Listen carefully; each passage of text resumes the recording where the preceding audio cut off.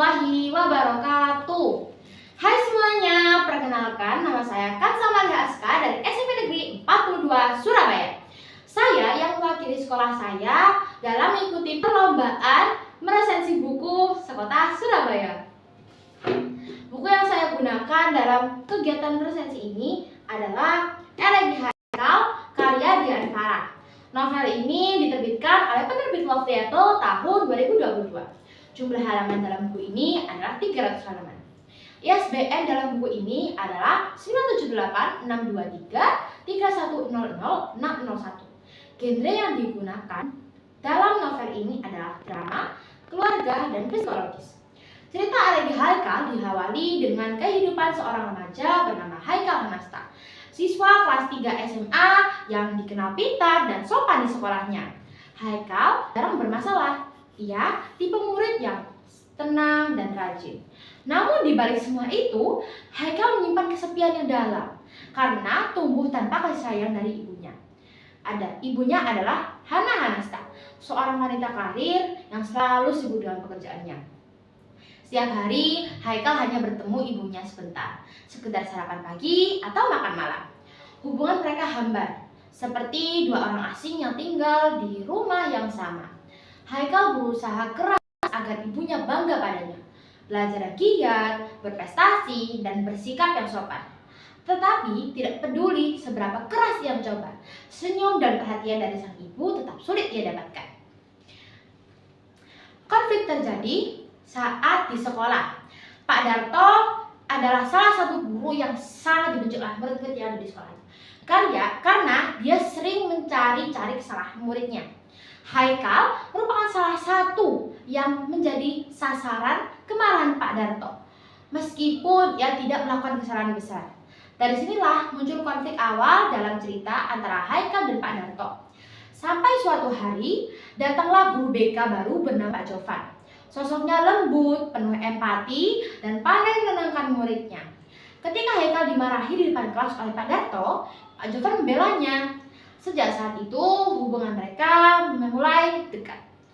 Haikal merasa nyaman bercerita dengan Pak Jovan karena untuk pertama kalinya ada sosok dewasa yang memperhatikannya tanpa menghakimi. Tanpa Haikal sadari, Pak Jovan sebenarnya menyimpan rahasia besar. Dia adalah ayah kandung Haikal. Hubungan masa lalunya dengan Hana, ibu Haikal, berakhir rumit dan penuh luka. Hana berakhir membesarkan Haikal sendirian tanpa memberitahu siapa ayah kandungnya. Selama bertahun-tahun, Pak Jovan hanya bisa mengamati dari jauh. Hingga akhirnya mereka dipertemukan kembali di sekolah tanpa Haikal tahu kebenarannya.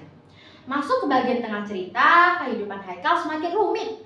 Ia semakin dekat dengan Azalia, teman sekelas yang ceria dan perhatian. Azalia selalu hadir setiap kali Haikal tampak murung ataupun stres. Lambat laun, hubungan mereka berkembang menjadi perasaan saling menyukai.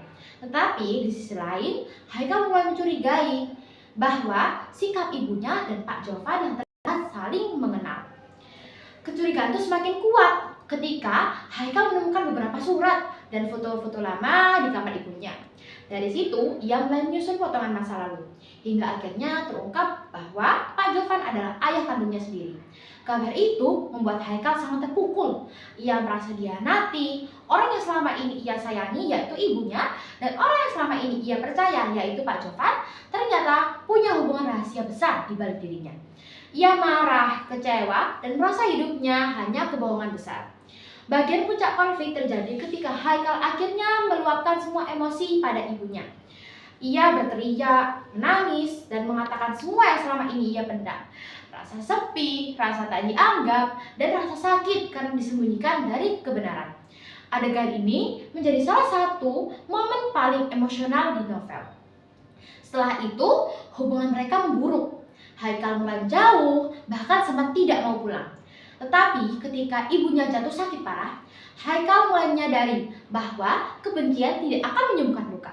Dalam kondisi lemah, Hana menulis surat panjang untuk Haikal, berisi penjelasan tentang masa lalunya dan betapa besar cinta padanya anak satu-satunya itu. Cinta yang mungkin tidak sempat ia tunjukkan. Bagian akhir cerita adalah klimaks yang paling tragis sekaligus menyentuh. Setelah membaca surat itu, Haikal akhirnya memaafkan ibunya dan berjanji untuk menjadi anak yang selalu ia banggakan.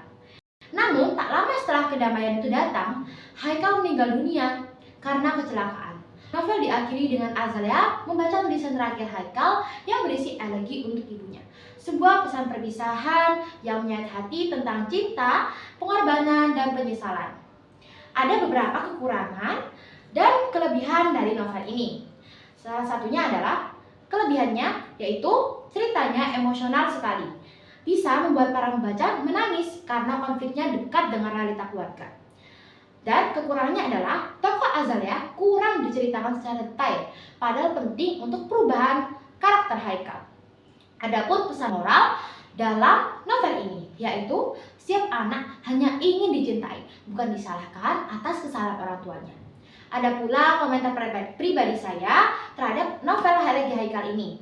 Menurut saya, Elegi Haikal bukan hanya cerita sedih, tetapi juga cermin. Kisah ini menunjukkan bahwa tidak semua keluarga itu sempurna, tetapi selalu ada ruang untuk memaafkan.